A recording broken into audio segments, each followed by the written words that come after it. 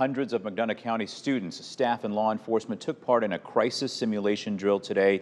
Drew Coffey shows us how these exercises can better prepare everyone for an emergency. It doesn't matter when or where you are, crisis can always happen. But here at Western Illinois University, they're making sure the community knows what to do when that time comes. This drill is designed to, what if? What if that stuff doesn't work? All hands were on deck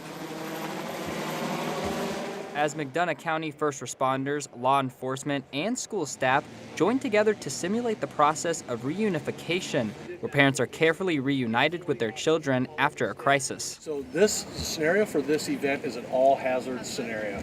So this could be water main break, schools flooding, gas leak. Patrick Toomey, superintendent of Macomb School District, says this step can't be understated. This is the first step of the recovery process. And so if you don't get this step right, your community is going to suffer. Parents would come into the Student Recreation Center on campus and wait here until their number is called.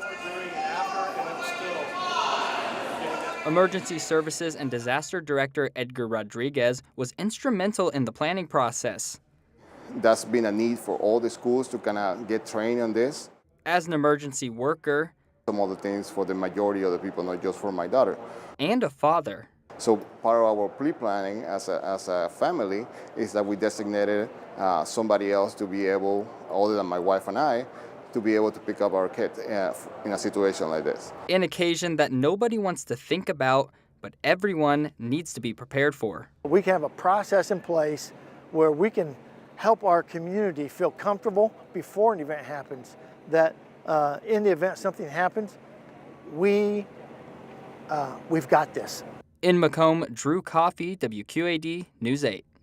Now, the crisis plan has been in the works for 2.5 years now after a mutual aid team was made in Western Illinois. Officials say they'll take what they learned from today's drill and see where they need to make some improvements.